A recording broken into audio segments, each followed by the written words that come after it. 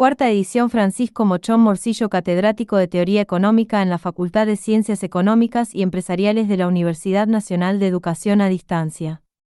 UNED, Madrid. Víctor Alberto Becker, director de Relaciones Internacionales de la Universidad de Belgrano.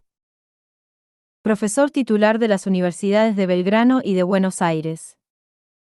Capítulo 1. La economía. Conceptos básicos. Introducción. Razonar en términos económicos implica una evaluación de las distintas opciones posibles.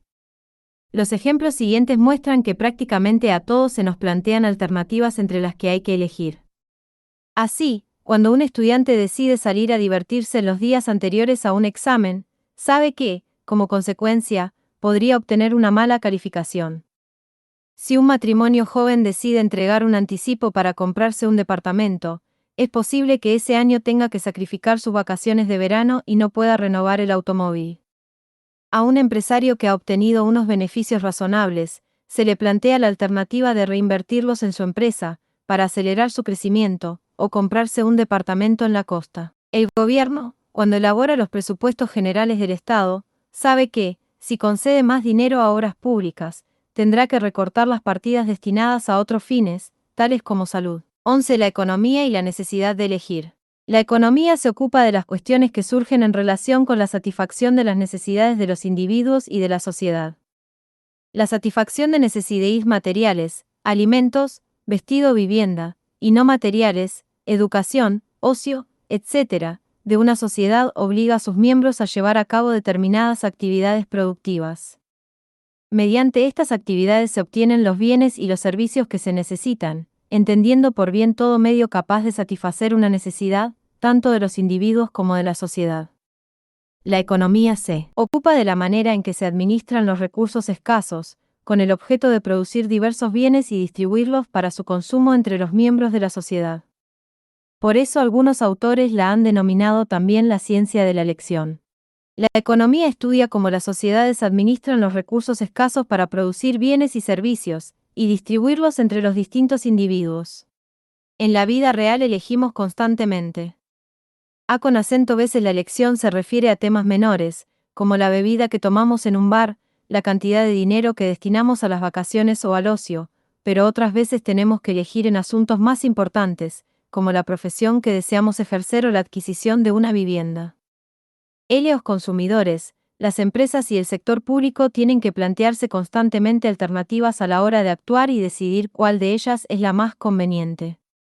De hecho, todas las sociedades se enfrentan a la elección, por lo tanto, actúan en el ámbito de la economía.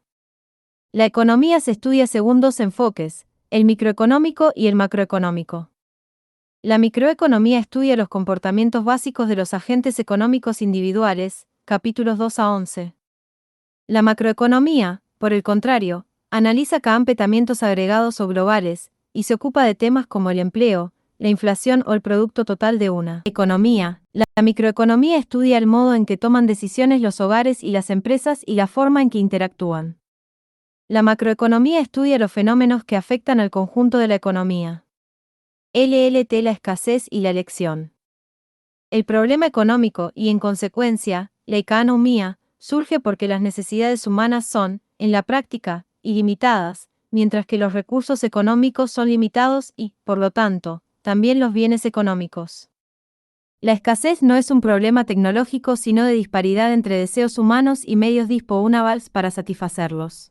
La escasez es un concepto relativo, en el sentido de que existe un deseo de adquirir una cantidad de bienes y servicios mayor que la disponible.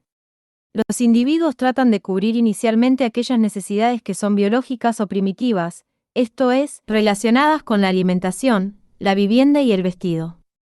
De igual manera, los individuos necesitan proveerse de ciertos servicios, como los de asistencia médica, educación, transporte, etc.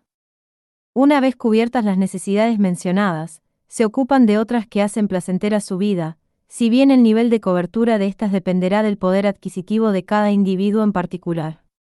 Además, los deseos son refinables y ampliables, de forma que, una vez satisfechas las necesidades primarias, desearemos algo más. Entonces, a medida que aumenta el nivel de vida y aparecen nuevos productos, surgen nuevos deseos. Así, Por ejemplo, hace unos años tener un teléfono celular era considerado un lujo, mientras que en la actualidad su uso se ha generalizado. Ahora la novedad no está en tener un teléfono celular, sino en que éste sea lo más pequeño posible y nos permita acceder a Internet para poder consultar la guía del ocio, los resultados de los partidos de fútbol, o la cotización en la bolsa de determinadas acciones. 112 factores productivos. Los factores o recursos productivos, inputs, son los recursos empleados por las empresas o unidades económicas de producción para producir bienes y servicios. Los inputs se combinan con el fin de obtener los productos. Los productos, o outputs, consisten en la amplia gama de bienes y servicios, cuyo objetivo es el consumo o su uso posterior en la producción. Los factores productivos, esto es, el trabajo, la tierra, las máquinas, las herramientas, los edificios y las materias primas, se utilizan para producir bienes y servicios. La clasificación tradicional de los factores productivos los divide en tres categorías, aunque también es frecuente considerar al empresario, en cuanto promotor gestor de las empresas, como un factor productivo. Asterisco la tierra, o recursos naturales, todo lo que aporta la naturaleza al proceso productivo. Trabajo, el tiempo y las capacidades intelectuales dedicadas a las actividades productivas. Capital, los bienes duraderos no dedicados al consumo sino a producir otros bienes. Precisamente, a las economías capitalistas se les denomina así porque este capital suele ser propiedad privada de los capitalistas. En economía, a menos que se especifique lo contrario, el término capital significa capital físico, es decir, máquinas y edificios, y no capital financiero. Un paquete de acciones no constituye un recurso productor de bienes y servicios, y no es capital en sentido económico. De forma similar, cuando en economía hablamos de inversiones, nos referimos a la inversión real, o sea, a la acumulación de máquinas y edificios, y no a la compra de bienes financieros. Asimismo, en economía es necesario distinguir el capital físico, al que nos hemos referido anteriormente, del capital humano. Los gastos en educación y formación profesional suponen una inversión en capital, ya que durante el periodo de aprendizaje y estudio, hay un elemento implícito de espera. Estos gastos contribuyen a incrementar la capacidad productiva de la economía, pues un trabajador formado y educado suele ser más productivo que uno que no lo está.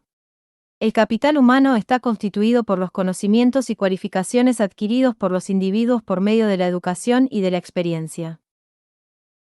El capital humano se utiliza, al igual que el capital físico, para producir bienes y servicios.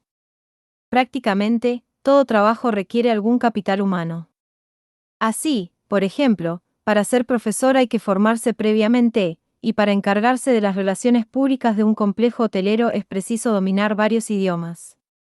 Lo relevante es que tanto en el ámbito nacional como individualmente el incremento del capital humano es algo positivo, pues contribuye a aumentar la productividad de los individuos y, en consecuencia, a elevar su nivel de vida. 113 Los problemas económicos fundamentales de toda sociedad. Como hemos señalado, el hecho de que los factores productivos estén disponibles en cantidades limitadas y que las necesidades humanas sean prácticamente ilimitadas plantea la inevitabilidad de la elección. La necesidad de elegir se evidencia al considerar los tres problemas fundamentales a los que toda sociedad debe dar respuesta: ¿qué producir? ¿Cómo producir? ¿Para quién producir? ¿Qué producir? ¿Qué bienes y servicios se van a producir y en qué cantidad? ¿Se producirán muchos bienes de consumo, como vestidos, o se les prestará más atención a los bienes de inversión, como fábricas, que permitirán incrementar el consumo en el futuro?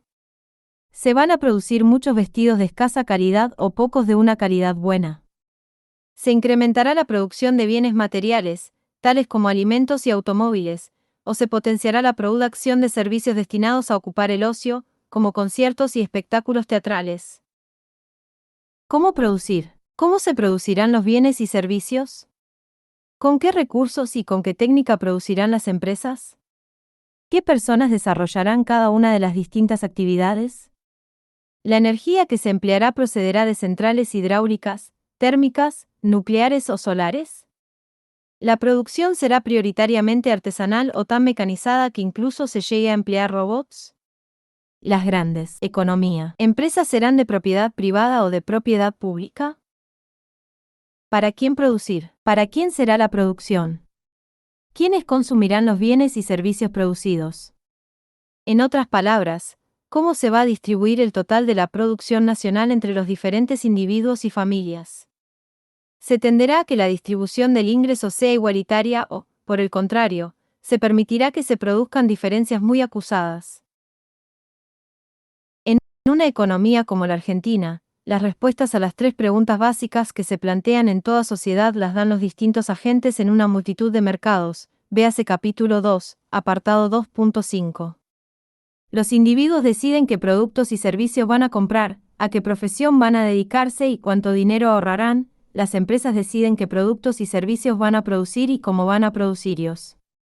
Los gobiernos deciden qué proyectos y programas van a realizar y cómo los financiarán.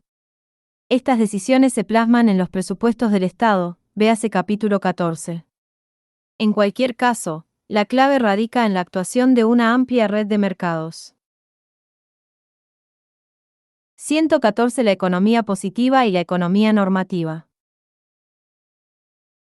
Los economistas no solo se dedican a comentar los hechos que observan, sino que, en ocasiones, formulan propuestas y afirmaciones sobre cómo deberían ser las cosas. Por ello, cabe distinguir entre afirmaciones positivas y afirmaciones normativas.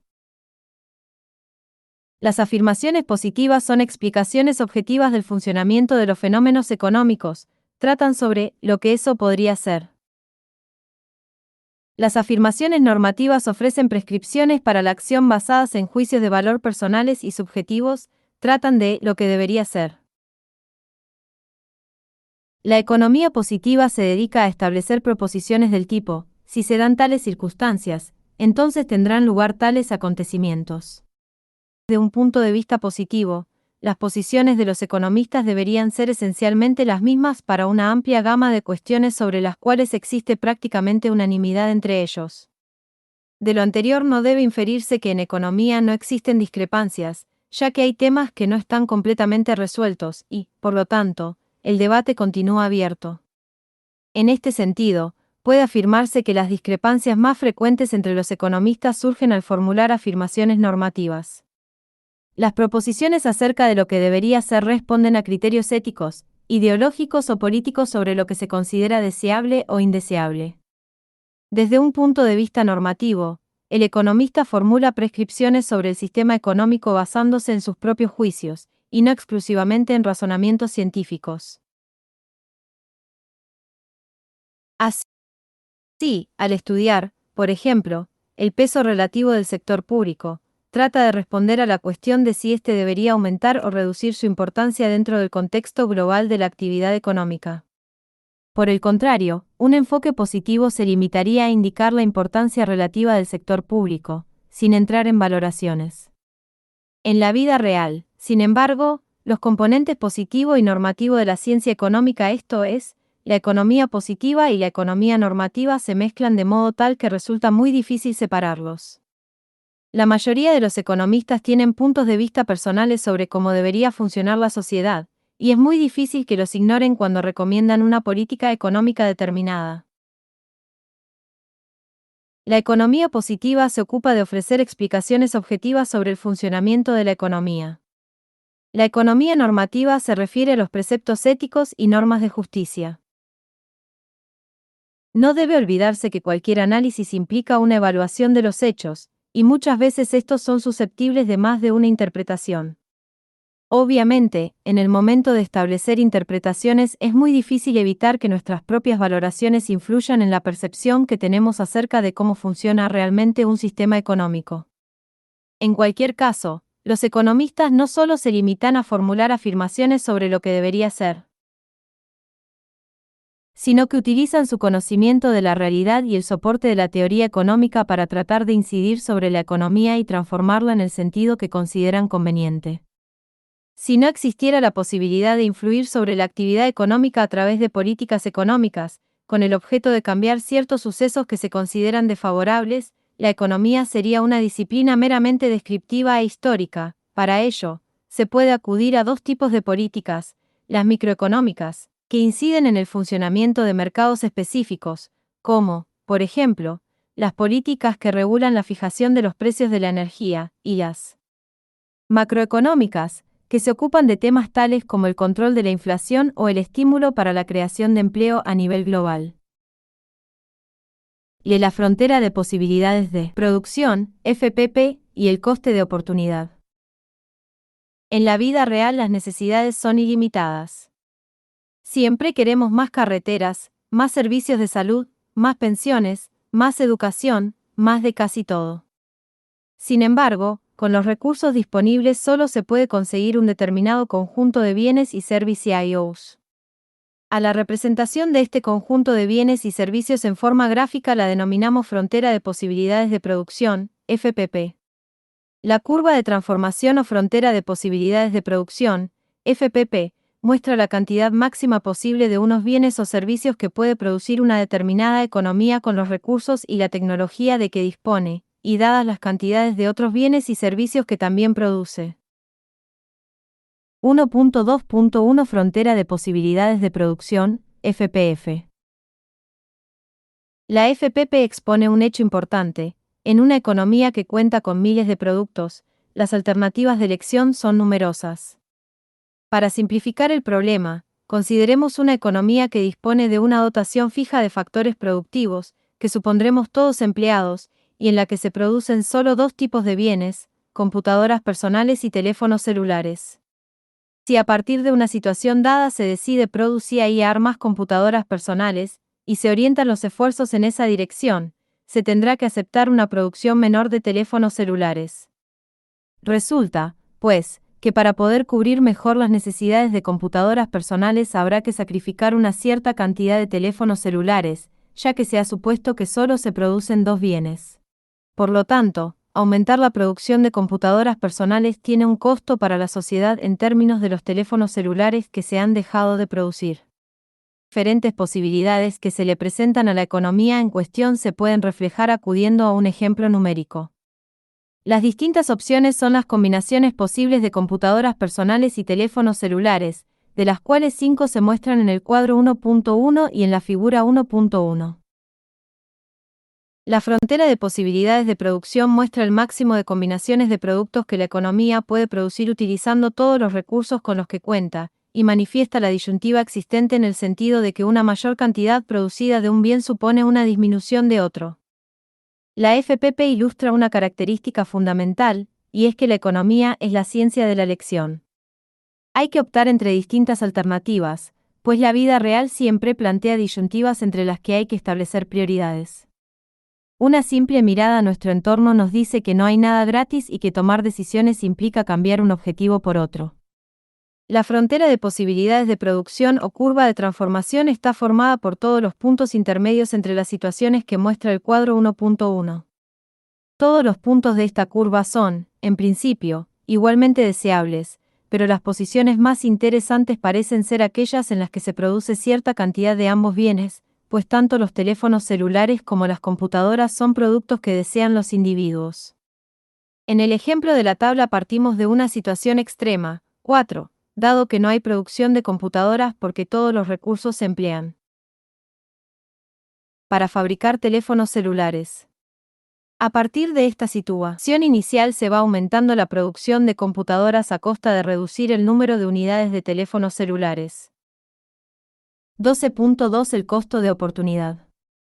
La economía nos enseña que no hay nada gratis, lo cual equivale al principio de que todo tiene un costo, que denominamos costo de oportunidad. El costo de oportunidad de una cosa es aquello allí lo que se renuncia para conseguirla. El verdadero costo de algo es aquello a lo que tenemos que renunciar para obtenerlo.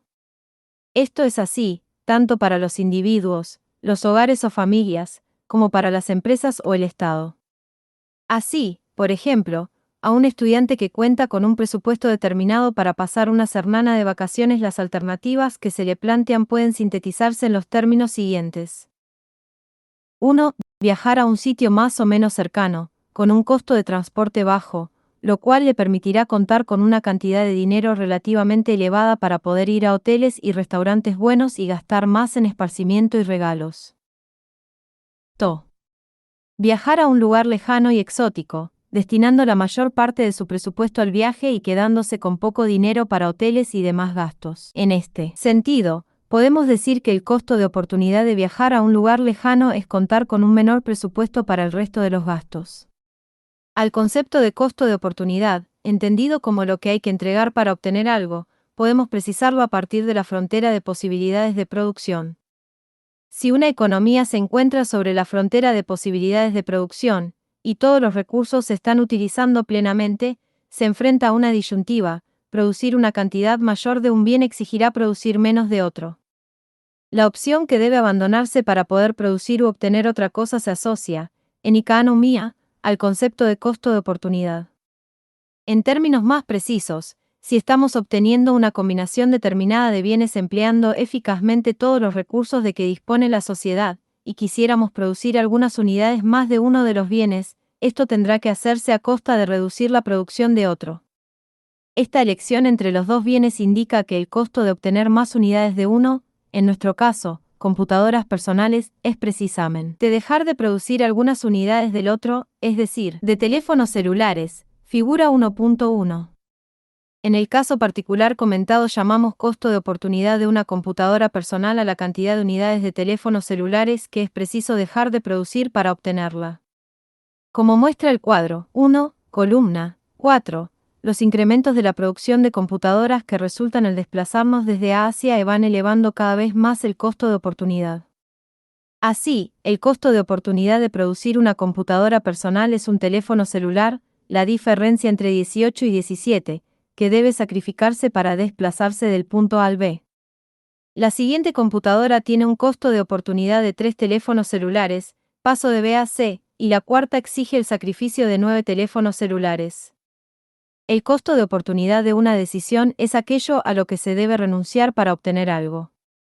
Más concretamente, el costo de oportunidad de un bien o servicio es la cantidad de otros bienes o servicios a la que se debe renunciar para obtenerlo.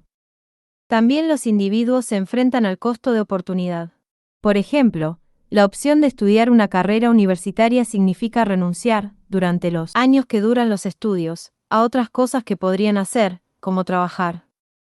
Por lo tanto, una parte del costo de oportunidad de estudiar es la posible pérdida de ingresos que generaría un trabajo. A medida que las oportunidades de trabajar se hacen más atractivas, aumenta el costo de oportunidad de estudiar. A la inversa, si no existen oportunidades de trabajo para los jóvenes, el costo de oportunidad de estudiar se reduce. Por eso aquellos que son contratados por un equipo de fútbol con sueldos millonarios tienen un elevado costo de oportunidad para continuar con sus estudios. El costo de oportunidad de una licenciatura en economía. ¿Cuál es el costo de oportunidad del título de licenciado en economía? Si consideramos que un estudiante pasa 5 años en la universidad y paga 1.000 pesos cada año en matrícula y libros, la parte del costo de oportunidad por estar en la universidad durante 5 años será 5.000 pesos. Esta cantidad la podría haber gastado en conocer otros países o en comprarse un auto. Si en lugar de ir a la universidad hubiera empezado a trabajar en una empresa por un salario de 10.000 pesos al año, la otra parte del costo de oportunidad son los 50.000 pesos que podría haber ganado durante los 5 años dedicados a estudiar. El costo total de oportunidad de obtener la licenciatura en economía será, por lo tanto, de 55.000 pesos. En este cálculo no se han incluido los costos de alimentación y alojamiento, pues el estudiante debe comer y vivir en algún sitio aunque no asista a la universidad. Si la vivienda y la alimentación fueran más caras en la universidad, o si el estudiante tuviera que desplazarse a otra ciudad para cursar los estudios de economía, tendríamos que incluir los costos adicionales de vivienda, alimentación y desplazamiento en los cálculos anteriores. Los cambios marginales. Las personas racionales piensan en términos marginales. En la vida real muchas de las decisiones que se toman exigen llevar a cabo pequeños ajustes adicionales. En economía estos ajustes se conocen como cambios marginales. Los cambios marginales son pequeños ajustes adicionales de un plan de acción. Precisamente, al presentar el costo de oportunidad de producir computadoras personales en términos de teléfonos celulares, hemos recurrido al análisis marginal, pues al costo de oportunidad de obtener una computadora personal lo hemos definido como la cantidad de unidades de teléfonos celulares a la que es preciso renunciar. Así, en términos de la figura 1.1, a la posición que se considere idónea de entre las alcanzables, representada A por los puntos A, B, C, D y E, se llegará argumentando a la luz de cambios marginales o unitarios. La sociedad deberá decidir cuántos teléfonos celulares está dispuesta a sacrificar para obtener una computadora personal adicional. En forma más general, puede afirmarse que las personas toman muchas de sus decisiones en términos marginales. Así, cuando alguien decide cuántos cafés toma al día, lo hace comparando la satisfacción adicional que le reporta tomarse un café más y el costo adicional en que incurre. Esto es, compara el beneficio marginal y el costo marginal ligado a tomarse una taza adicional de café. A partir del análisis de los valores contenidos en el cuadro 1.1, y en particular de la evolución del costo de oportunidad, podemos justificar la forma de la FPP. En virtud de lo señalado, resulta que si se trasladan más recursos de la producción de teléfonos celulares a la de computadoras personales, aumentará la producción de computadoras personales y disminuirá la de teléfonos celulares. En consecuencia, la FPP de la figura 1.1 es una curva descendente. Y, por consiguiente, tiene pendiente negativa, como los recursos productivos no son igualmente aptos para la producción de un bien u otro.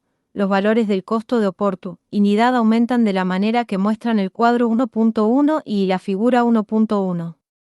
Por ello, normalmente la FPP adopta la forma representada en la figura 1.1, es decir, cóncava.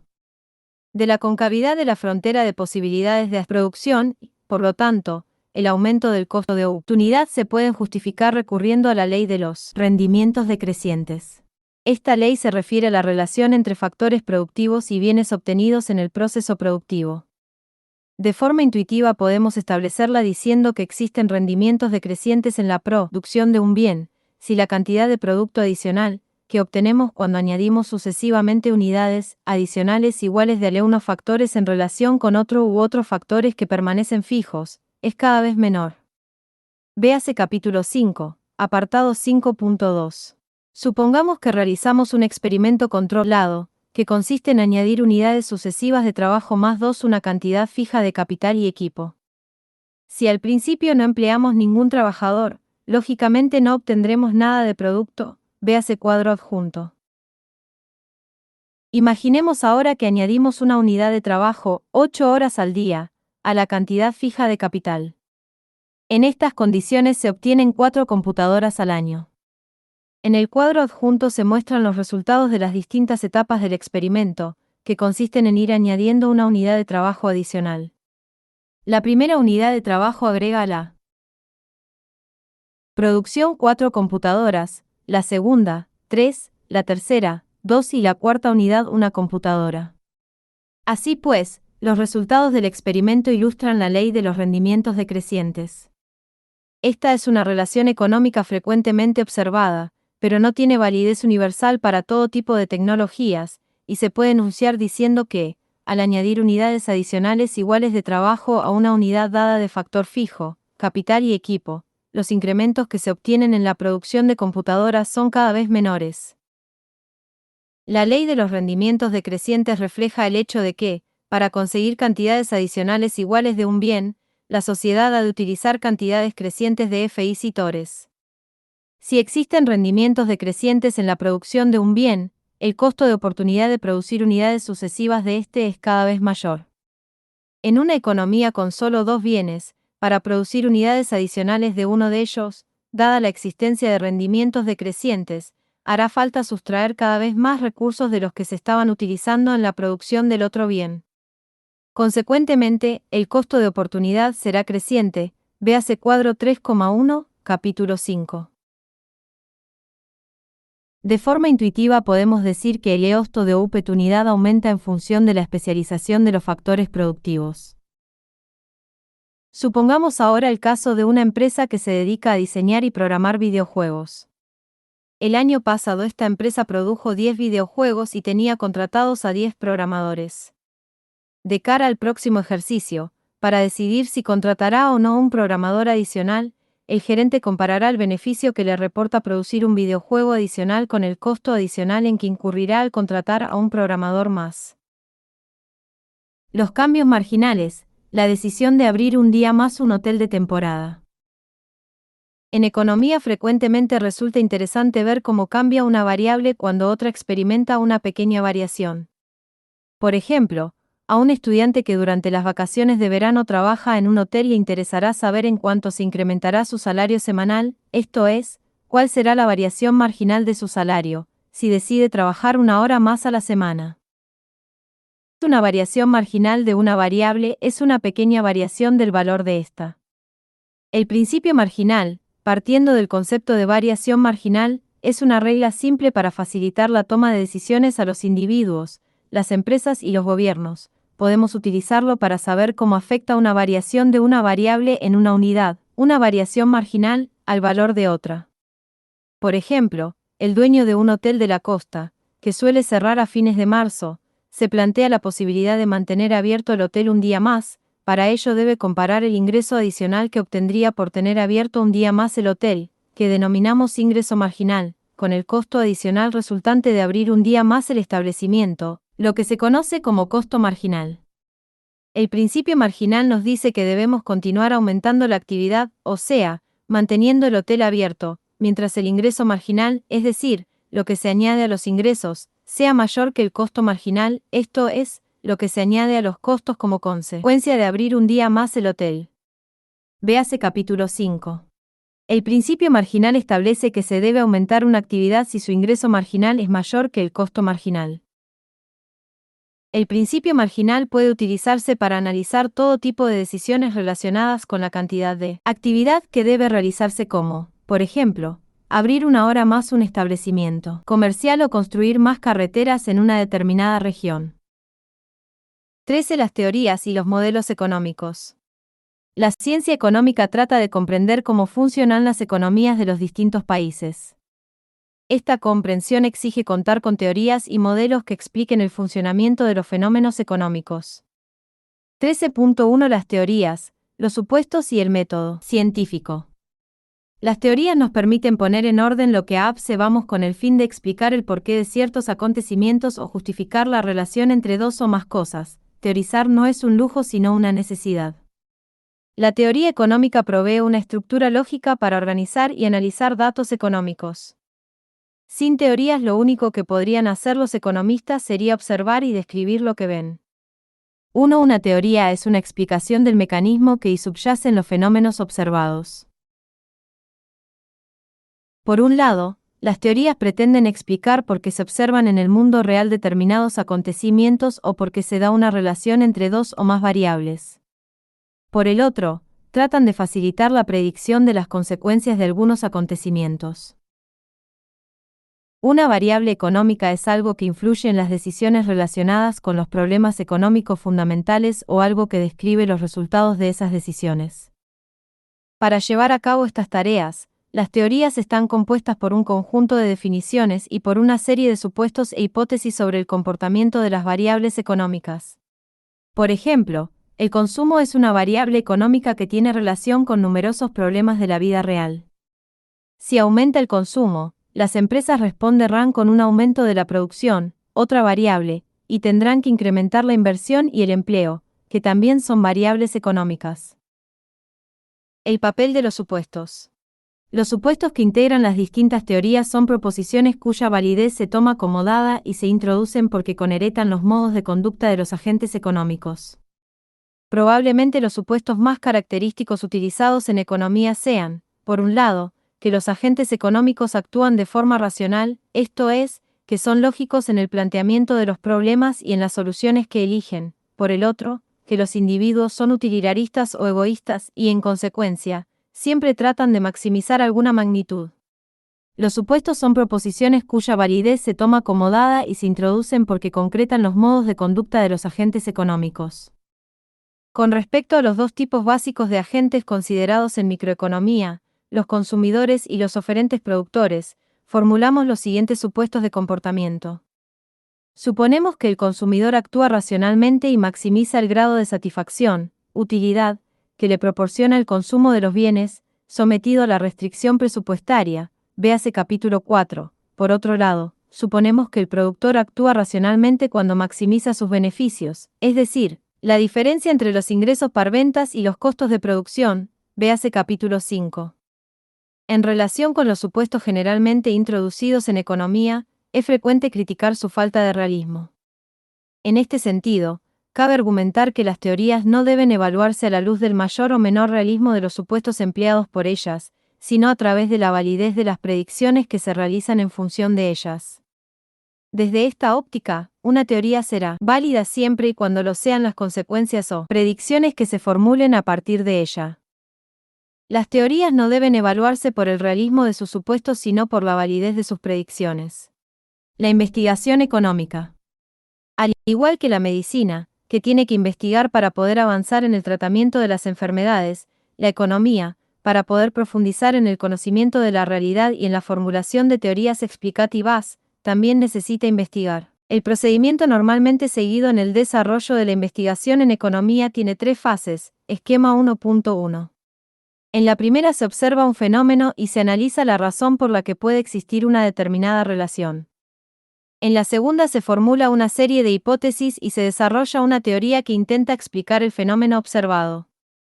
En la tercera se constatan o verifican las predicciones de la teoría, confrontándolas con los datos.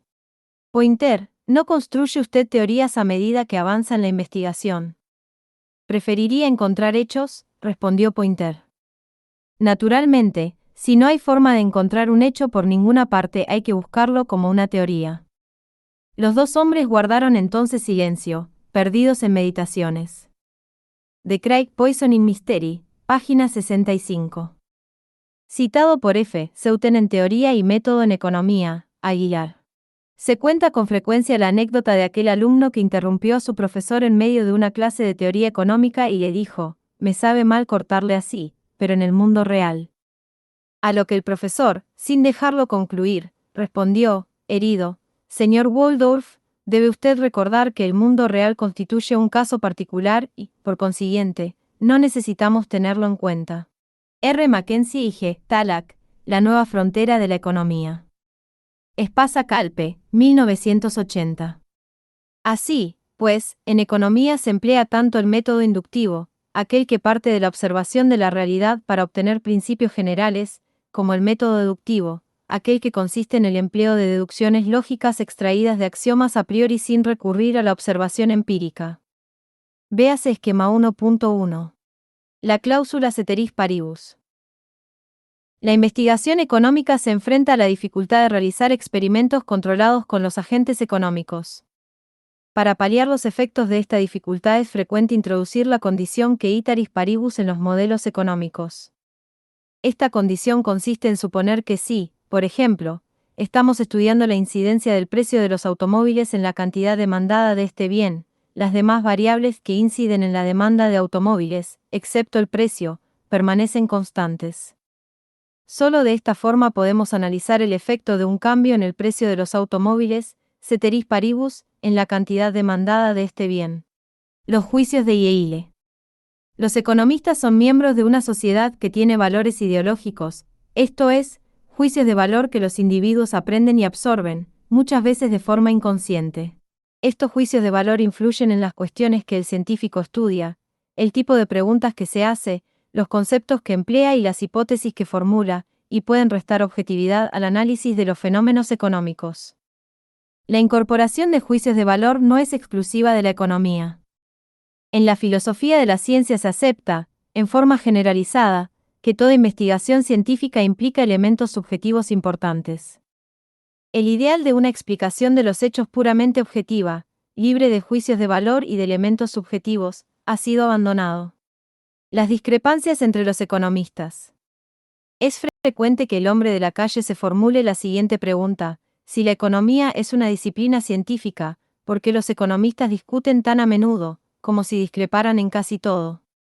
En este sentido habría que señalar, en primer lugar, que las discrepancias entre los economistas no son mucho más profundas que las que existen en otras ciencias, lo que ocurre es que son más visibles, pues se trata de una ciencia social, y los problemas debatidos preocupan al pueblo en general.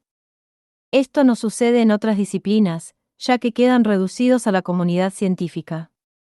En segundo lugar, dado el tipo de temas que despiertan controversias, conviene precisar que la ciencia económica puede contribuir a su resolución, pero las decisiones finales sobre temas de políticas rara vez se toman exclusivamente de acuerdo con las teorías económicas. La información estadística que sería necesaria para hacerlo normalmente no está disponible y hay que recurrir a los gustos y opiniones, temas en los cuales los individuos con frecuencia difieren. Las opiniones éticas se traducen en juicios de valor sin posibilidad de contrastación empírica, y en ese sentido, los economistas no están mejor dotados que los demás individuos. Asimismo, los economistas pueden discrepar en la validez de las distintas teorías para explicar el modo en que funciona el mundo. 13.2 Los modelos y su utilización. Para poder influir sobre la actividad económica, los economistas deben analizar relaciones causa-efecto, y ello requiere la elaboración de modelos. Los modelos económicos son siempre simplificaciones de la realidad, pero tienen operatividad en las explicaciones y predicciones que realizan. Un modelo es una simplificación y una abstracción de la realidad que, a través de supuestos, argumentos y conclusiones, explica una determinada proposición o un aspecto de un fenómeno más amplio. Los modelos económicos suponen que el comportamiento de los individuos es racional en el sentido de que estos toman las decisiones que consideran más efectivas para alcanzar sus propios objetivos, cualesquiera que estos sean. El comportamiento racional exige que los individuos actúen coherentemente con un conjunto sistemático de preferencias. La racionalidad garantiza al sujeto económico un criterio estable, a partir del cual decide cómo actuar ante cada situación. Nota complementaria 1.3. A la racionalidad conlleva que los agentes persigan ciertos objetivos y que sus elecciones sean consistentes con la evaluación de su propio interés. En la medida en que los sujetos económicos actúen racionalmente, sus acciones serán predecibles. Esto permite estudiar las consecuencias que tendría sobre ellas un cambio en el entorno. Este supuesto de racionalidad no solo se aplica al sujeto individual, sino a cualquier agente que lleva a cabo una acción económica. Cuanto más sencillo sea el modelo económico que planteemos, más fácil resultará utilizarlo para dar respuestas generales a las preguntas del tipo, que sucedería si, pero menos detalladas serán las predicciones obtenidas. El modelo de la FPP. La esencia de uno de los modelos económicos más simples, la frontera de posibilidades de producción, FPP, ya ha sido presentada en el apartado anterior, figura 1.1. Todos queremos más, pero tenemos que elegir con criterios adecuados. A continuación vamos a ilustrar cómo se elabora un modelo económico tomando como referencia la FPP, presentando, a su vez, diversas aplicaciones. Aunque las economías reales producen miles de bienes y servicios, para elaborar la FPP introduciremos el supuesto simplificador de que solo se producen dos bienes, computadoras personales y teléfonos celulares. Asimismo, supondremos que, conjuntamente, las dos industrias, fabricantes de computadoras y fabricantes de teléfonos celulares, utilizan todos los factores productivos de la economía. La FPP representa cómo la economía simplificada que estamos considerando puede transformar los recursos productivos disponibles, dada la tecnología existente. Emplearemos este mismo modelo para ilustrar la eficiencia económica y el crecimiento económico. La FPP y la eficiencia económica. La FPP de una economía, como su propio nombre lo indica, es una frontera, pues delimita dos regiones, una en la que la economía está despilfarrando recursos, la que está cimada debajo de la FPP, y otra que no alcanza BLE, la situada por encima de la FPP, como el punto, y figura 1.2. La eficiencia es una propiedad según la cual la sociedad aprovecha de la mejor manera posible sus recursos escasos. Cuando una economía está situada sobre su frontera de posibilidades de producción, se dice que es eficiente productivamente. Los puntos situados en la FPP representan asignaciones eficientes, en el sentido de que la sociedad no puede producir una mayor cantidad de un bien sin producir una cantidad menor de otro. Los puntos situados por debajo de la FPP, como el punto barra diagonal de la figura 1.2, representan asignaciones de recursos ineficientes, pues hay despilfarro. Con los medios disponibles, la economía podría producir más computadoras personales y más teléfonos celulares. Toda reasignación de los recursos de barra diagonal a un punto de la zona delimitada por la flecha generaría una mayor cantidad de ambos bienes. En otras palabras, partiendo del punto F podríamos producir más computadoras personales y más teléfonos celulares, simplemente utilizando los recursos no empleados. La frontera de posibilidades de producción muestra las combinaciones de productos con los que la sociedad está produciendo eficientemente, maximizando la producción de un bien con un nivel dado de producción del otro. Los puntos situados bajo la frontera representan una producción ineficiente, dado que habrá recursos ociosos o no utilizados. Punto D. En la frontera, puntos A, B, C, D, E, la producción es eficiente. Los puntos situados más allá de ella, 4, representan producciones inalcanzables, pues la sociedad no tiene suficientes recursos para producir esa combinación de bienes. El modelo de la FPP y el crecimiento económico. La FPP traza el límite de las opciones factibles. Con los recursos disponibles, los niveles de producción por encima de la FPP son inalcanzables. Con el transcurso del tiempo, sin embargo, tales puntos pueden estar a nuestro alcance si la capacidad productiva de la economía crece, esto es, si la FPP se desplaza hacia la derecha, figura 1.3. El crecimiento económico puede tener lugar por cualquiera de los siguientes hechos, véase capítulo 22. Igual a mejora técnica, en el sentido de nuevos y mejores métodos para producir bienes y servicios. Aumento del volumen de capital, fruto del incremento en el ahorro y la inversión. Aumento de la fuerza de trabajo. Descubrimiento de nuevos recursos naturales. El crecimiento económico supone el aumento de la capacidad productiva de la economía. Gráficamente, se puede representar mediante un desplazamiento hacia la derecha de la FPP. Efectivamente, un desplazamiento hacia afuera de la curva de posibilidades de producción se puede lograr, por ejemplo, a través de una innovación tecnológica que permita obtener, con los recursos existentes, un aumento en la capacidad productiva de la economía. El empleo de nuevos métodos de producción o la utilización de nuevas tecnologías pueden hacer que, empleando la misma cantidad de trabajo y de tierra, se produzca una mayor cantidad de computadoras personales sin necesidad de reducir la cantidad producida de teléfonos celulares. 14. La especialización y el intercambio. Para determinar qué producir y cómo producir de una forma eficiente, todas las sociedades emplean el intercambio, ya que éste permite la especialización. Un ejemplo que hace posible apreciar las ventajas de la especialización es el de las hamburgueserías. Cuando vamos a un restaurante de este tipo, comprobamos que una persona toma nota de los pedidos, otra atiende la parrilla, una tercera fríe las papas y probablemente una cuarta coloque las bebidas en cada bandeja. Con este sistema, cada uno de los trabajadores se ha especializado en una tarea, no pierde tiempo en moverse de un sitio a otro, y en pocos minutos el cliente recibe lo que ha pedido. También los restaurantes se han especializado, unos en hamburguesas, otros en pizzas, otros en carnes, etc. La especialización tiene lugar cuando los individuos y los países concentran sus esfuerzos en un conjunto particular de tareas. Esto permite que utilicen sus capacidades y recursos de la mejor manera posible. La especialización permite reducir los costos y, a su vez, que los consumidores obtengan los productos a un precio más bajo. Por eso una hamburguesa suele ser más barata en una hamburguesería que en un restaurante donde ofrecen todo tipo de comidas. Un individuo que vive aislado debe obtener por sí mismo todo lo que necesita, por lo que su consumo estará restringido a lo que tenga a su alcance o a lo que pueda transformar por sus propios medios. Como cada sujeto posee capacidades y recursos distintos, y desea consumir bienes diversificados, los individuos tienden naturalmente a ponerse en contacto con otros para cambiar aquello que poseen en abundancia por lo que no poseen, con lo cual consiguen un beneficio mutuo por el intercambio, el trueque y el dinero. La forma más primaria de intercambio es el trueque, que implica una transacción en la que dos individuos cambian entre sí un bien por otro. Como es lógico, se desprenden del producto del que tienen excedentes y adquieren aquel o aquellos que necesitan. El trueque es el intercambio de un bien o servicio por otro. En una economía de trueque, el precio es la relación a la que se intercambian dos cosas. Supongamos el caso de un agricultor.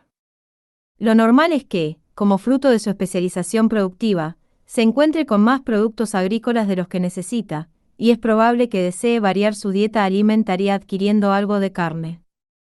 Para que se produzca un intercambio, el agricultor deberá encontrar a un ganadero que esté dispuesto a entregar, a cambio de cierta cantidad de productos agrícolas, una parte de su producción ganadera.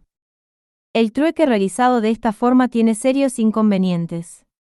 Por un lado, lleva mucho tiempo, ya que requiere que cada individuo encuentre a otro que desee adquirir precisamente lo que él pretende intercambiar, o sea que el trueque requiere una coincidencia de necesidades. Otro inconveniente del trueque se deriva de la indivisibilidad de algunos bienes y de la cantidad de participantes. Cuando intervienen muchas personas, se vuelve muy complejo, con lo cual sus limitaciones básicas lo hacen prácticamente inviable. Afortunadamente, las limitaciones del trueque desaparecen cuando el intercambio se realiza con la intervención del dinero, véase capítulo 15. Como ya no se requiere que haya coincidencia de necesidades, el intercambio es mucho más fácil y eficiente. El dinero es todo medio de pago, generalmente aceptado, que puede intercambiarse por bienes y servicios. El precio de un bien es el número de unidades de dinero que se intercambian por una unidad del bien. El ganadero, por ejemplo, puede cambiar sus animales por dinero, y lo mismo puede hacer el agricultor con sus productos. Ambos satisfarán sus necesidades sin preocuparse por buscar a alguien que desee precisamente aquello que ellos pretenden intercambiar. De esta forma, se facilitan las transacciones multilaterales. Al introducir el dinero, no solo desaparece la estrecha relación bilateral entre los participantes en el mercado, sino que también se eliminan los problemas derivados de la indivisibilidad. La especialización, la producción a gran escala y el capital. El moderno sistema de producción en cadena que se aplica en las fábricas demuestra la eficacia de la especialización. Las economías derivadas de la producción en gran escala no serían posibles si las técnicas productivas modernas no se basaran en la especialización y en la división del trabajo, entendida esta como la división de la producción en una serie de pequeñas tareas cero de la paz. Mediante la división del trabajo y la especialización se contribuye a la eficiencia, en el doble sentido de alcanzar la combinación apropiada de los factores productivos y de obtener, con la mínima cantidad posible de factores, el mayor volumen de producción posible. La producción en masa o a gran escala facilitada por la especialización permite aumentar la relación entre el capital y el trabajo, es decir, el número de unidades de capital por unidad de trabajo, el empleo de nuevas fuentes de energía, el uso de mecanismos automáticos, simples operaciones repetitivas y el uso de fases estandarizadas en la producción. Las ventajas de la especialización explican, en buena medida, el hecho de que muchos de los bienes que consumimos sean fabricados por grandes empresas. Debe señalarse, sin embargo, que la especialización y la división del trabajo están limitadas por la extensión del mercado, pues solo si existen mercados potenciales que puedan absorber los incrementos en la producción derivados de las economías de escala, resultarán aconsejables tales incrementos. Esta necesidad de contar con mercados más amplios, que permitan la especialización y el intercambio como forma de aumentar la producción de bienes y servicios, es la que está detrás de los procesos de integración económica de los países en áreas supranacionales, como la Unión Europea o el Mercosur, y del propio proceso de globalización de la economía a nivel mundial, véase capítulo 23. La globalización hace referencia al aumento de la integración económica de los países y se plasma en el crecimiento espectacular de los movimientos internacionales de bienes, servicios y capital y productividad. Las economías modernas se caracterizan por 1. La especialización. 2. El uso extensivo del dinero, en el sentido amplio de medio de pago que facilita los intercambios. 3. El empleo de grandes cantidades de capital. La acción conjunta de estos tres factores estimula el empleo de procesos productivos eficientes y eleva notablemente la productividad. Este incremento de la productividad es clave para elevar el nivel de vida de la sociedad. Y la productividad es la cantidad de bienes y 11 servicios producidos por cada hora de trabajo. Las economías avanzadas recurren a la especialización y a la división del trabajo, incrementando así su productividad. Cuando los individuos y los países, de forma voluntaria, intercambian los bienes en los que se especializan por otros productos, incrementan las posibilidades de consumo y crean condiciones propicias para elevar el nivel de vida de los individuos. En este proceso, el dinero cumple un papel importante, pues facilita el intercambio cuando todas las personas que participan confían y lo aceptan como pago por bienes y por deudas. 15. La economía de mercado y el Estado. Un sistema económico se define como el conjunto de relaciones básicas, técnicas e institucionales que caracterizan la organización económica de una sociedad y condicionan el sentido general de sus decisiones fundamentales, así como los cauces predominantes de su actividad. Cuando los diferentes agentes sociales actúan libremente dentro de un marco institucional determinado, estamos hablando de una economía de mercado, si las relaciones entre los agentes sociales están determinadas por las decisiones que toma una autoridad, nos encontramos ante una planificación central. A los dos principales sistemas de organización económica son la autoridad y el mercado. Aunque es concebible diseñar una economía que responda a un modelo puro de mercado o bien de planificación central, a la hora de tomar decisiones fundamentales ante los problemas económicos citados en el presente capítulo, es decir, que, cómo y para quién producir, en la economía real hay una mezcla de mercados y gobierno en la toma de decisiones. El sistema de producción capitalista moderno, con un alto grado de división del trabajo, necesita un conjunto de mercados donde se compren y vendan los bienes producidos. El mercado es un mecanismo por medio del cual los compradores y los vendedores interactúan para fijar los precios e intercambian bienes y servicios. El mecanismo de mercado. Como veremos a lo largo del capítulo siguiente, lo que permite el funcionamiento coherente de una economía, tal como hoy la concebimos, es el mecanismo de mercado, esto es, el conjunto de mercados que integran una economía de mercado. Si pensamos, por un momento, en la complejidad del sistema económico que cada día nos provee los bienes y servicios que necesitamos, puede parecer algo milagroso que todo ocurra sin que exista alguien que lo dirija centralizadamente o de forma coercitiva. Para atender todas las necesidades que una sociedad moderna pueda satisfacer, hay millones de empresarios, agrícolas, industriales y de servicios, y de consumidores que voluntariamente se coordinan a través de un conjunto de mercados. En una economía de mercado los recursos se asignan por medio de las decisiones descentralizadas de muchas empresas y hogares, conforme interactúan en los mercados de bienes y servicios. Cuando nos referimos a un sistema de economía de mercado no debemos olvidar que, además de las instituciones económicas en las que se coordinan los compradores y vendedores, existen otras muy importantes, de carácter público, los organismos del Estado encargados de regular la actividad económica, tanto desde una perspectiva microeconómica como macroeconómica. El papel del sector público es relevante debido a que puede corregir y mejorar la forma en que actúan los mercados. Cuando estas instituciones donde se desarrolla la actividad económica no funcionan adecuadamente, los mercados por sí mismos no pueden actuar de garantes del orden institucional.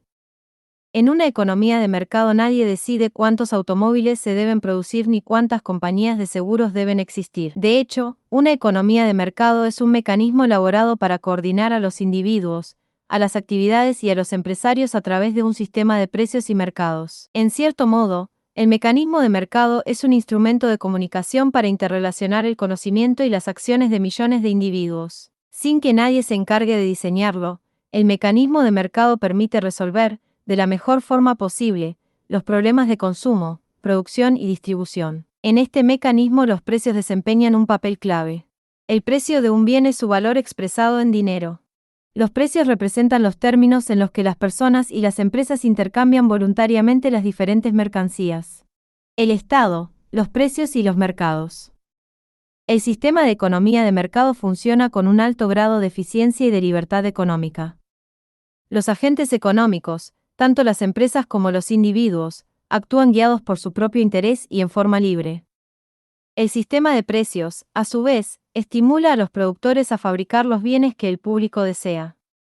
Los movimientos de los precios actúan como señales que inducen a los productores a comportarse de una forma correcta, a la vez que tratan de alcanzar su propio interés.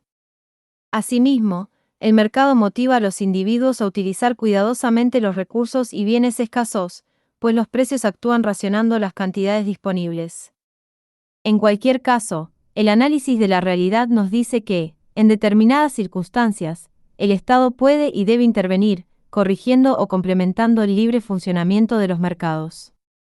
Los motivos que pueden justificar la intervención del Estado en la actividad económica pueden clasificarse en tres categorías: 1. Redistribución del ingreso y equidad; 2. Razones macroeconómicas; y 3. Existencia de fallas de mercado. 1. Redistribución del ingreso y equidad. Tal vez la sociedad no considere éticamente aceptable la distribución del ingreso que resulte del libre juego de los mercados, y el Estado deba intervenir para lograr una distribución más equitativa. Ante esta situación, el sector público interviene mediante las denominadas políticas redistributivas, cuyo objetivo es procurar que las diferencias de ingreso no superen determinados niveles y que todos los individuos alcancen niveles mínimos de ingreso. Asimismo, se pretende que todas las personas puedan acceder, en igualdad de oportunidades, a servicios públicos tales como salud o educación. 2. Razones macroeconómicas. Como veremos en la parte de este libro dedicada a la macroeconomía, capítulos 12 a 23, lo que pretende la política macroeconómica y más concretamente, la política anticíclica, es moderar la virulencia del ciclo económico. Para ello, utiliza fundamentalmente la política fiscal y monetaria con el fin de evitar que la economía se aleje, en forma sostenida, del nivel de renta potencial o de pleno empleo. En este contexto, las variables clave que hay que controlar son el nivel de desempleo, la tasa de inflación y el crecimiento del ingreso. 3. Existencia de fallas de mercado. Los dos tipos de intervenciones comentadas pretenden corregir a posteriori los resultados no deseados de la actividad de los mercados. Así, por ejemplo, aunque los mercados funcionen en forma eficiente, puede ocurrir que la distribución del ingreso resulte éticamente rechazable. No obstante, como veremos en los próximos capítulos, el funcionamiento de los mercados en ocasiones falla. Las razones principales por las que pueden surgir fallas de mercado son las siguientes. Competencia imperfecta. Externalidades. Formación imperfecta. Una falla de mercado tiene lugar cuando un mercado no asigna eficientemente los recursos por sí mismo. Existen mercados en los que la competencia es imperfecta. Como veremos en los capítulos 7 y 8, en muchos mercados uno o más participantes pueden influir sobre los precios, fijando el nivel que les resulte más conveniente. Aparecen externalidades, como la contaminación, que el mercado no aborda. Por ejemplo, una industria que produce papel puede contaminar las aguas de un río en el que vierte sus residuos. Esto perjudica a los agricultores que utilizan el agua del río. Los precios de producir papel no reflejan el perjuicio que se está ocasionando a los agricultores, véanse capítulos 10 y 11. La información, en muchos casos, es imperfecta. En algunos mercados el supuesto de información plena está lejos de la realidad, lo que supone una falla de mercado, véase capítulo 10. Este tipo de inconveniente sugiere la conveniencia de que, en determinadas circunstancias, el Estado intervenga en la economía para tratar de mejorar su funcionamiento, tanto a nivel de mercados concretos, vía políticas microeconómicas, como desde una perspectiva global, mediante políticas macroeconómicas. Por ello, es frecuente hablar de economías mixtas en los países occidentales. En una economía mixta, el sector público colabora con la iniciativa privada para dar respuesta a las preguntas sobre el qué, el cómo y el para quién del conjunto de la sociedad. Así, por ejemplo, en el caso de la economía argentina, podemos comprobar cómo se mezclan elementos propios de un sistema de economía de mercado con otros característicos de los sistemas de economía planificada o de socialismo de mercado. El Estado lleva a cabo diferentes acciones en distintos mercados, desde el cambiario hasta los de alimentos. Por otro lado, y en relación con la redistribución del ingreso, el Estado ha desarrollado un amplio sistema de subsidios y de servicios sociales, suministrados colectivamente, que tienden a elevar el nivel de vida de las clases menos privilegiadas y a garantizar un nivel mínimo de calidad de vida. Un gráfico no es más que la representación de un cuadro o tabla en forma de diagrama, por lo tanto, se trata de otra forma de presentar la misma información. Su utilidad se manifiesta en dos momentos del proceso de análisis de los fenómenos. En primer lugar, permite reconocer a simple vista la existencia de una relación entre las variables representadas, así como determinar algunos rasgos clave de esta, de forma que las conclusiones obtenidas pueden ser utilizadas para formular modelos explicativos. En segundo lugar, también puede ayudar a comparar con los hechos los resultados ofrecidos por los modelos, mediante la representación gráfica de ambos. 10.1 Representación gráfica de una serie temporal. De lo dicho anteriormente se deduce que podemos encontrarnos con dos tipos fundamentales de gráficos, que se diferencian por la naturaleza de la relación que muestran. En el primero, la relación entre las variables es empírica, debido a que se representan hechos. Así, por ejemplo, en la figura 1A1 se ha representado el beneficio obtenido por la empresa Explotaciones Agrícolas S en cada uno de los años incluidos en el periodo 1993 a 2000. El cuadro del que se han obtenido los valores, cuadro 1Pa1, muestra una serie temporal, pues en él se representa un conjunto de mediciones de la variable beneficio en diferentes momentos del tiempo. Cada punto de la curva beneficio de Explotaciones Agrícolas S corresponde a dos cifras, el año y el beneficio obtenido por la empresa en ese año. 18.2 Relaciones entre dos variables. Algunos gráficos de relaciones empíricas no tienen por objeto mostrar estos cambios, por ello no aparece como variable el tiempo. Por ejemplo, si queremos indicar que la cantidad de naranjas recolectadas y el nivel de riego contenidos en el cuadro 1 a 2 se mueven siguiendo algún tipo de regla, podemos trazar un gráfico en el que cada punto indique los distintos niveles de riego y la producción de naranjas asociada a cada uno de ellos, figura 1 a 2. En todos los gráficos de relaciones empíricas, cada punto muestra los valores de variables observadas conjuntamente. Muchas veces estudiamos la relación entre dos variables con el fin de determinar qué efecto tendrá un cambio en una de ellas sobre los valores de la otra. En este caso solo pretendemos determinar la dirección del cambio, pero no su tamaño. En términos gráficos, estaremos especialmente preocupados por conocer la inclinación de la curva que representa la relación entre ambas. Cuadro 1, 8, 1, Benefits y beneficios de explotaciones. Cuadro 1.8.2 1.1.3 Representación gráfica de una función lineal. En la figura la 3 se han representado dos funciones, una lineal y otra no lineal. La representación gráfica de una función lineal es una línea recta. Para representar cualquier relación lineal solo necesitaremos conocer dos números, la ordenada al origen y la pendiente. La ordenada al origen es el valor que alcanza la variable dependiente cuando la independiente vale 0. Por lo tanto, en términos gráficos la ordenada al origen de la función lineal de la figura 1 a 3 es 0,5, y representa la cantidad de naranjas que se produciría si el terreno no fuese regado.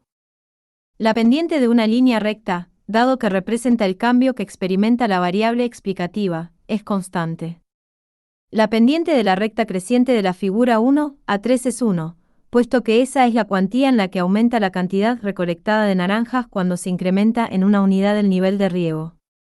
Si en lugar de ser directa, como en este caso, la relación fuera inversa, la pendiente tomaría un valor negativo y la recta sería decreciente. Véase nota complementaria 1.4. 114 Representación gráfica de una función no lineal. La figura 1 a 3 muestra también una relación no lineal entre el nivel de riego y la producción de naranjas. Es evidente que la pendiente de una curva no lineal no es constante, a diferencia de lo que ocurre con una línea recta. Para algunos aumentos de x, la variación de y es positiva, para otros es negativa, y para otros es 0. Esto significa que no podemos hablar de una única pendiente para una curva lineal.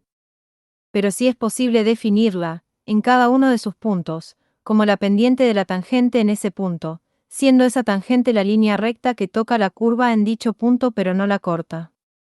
En la figura 1 a 4 se ilustra lo expuesto mediante una relación no lineal genérica.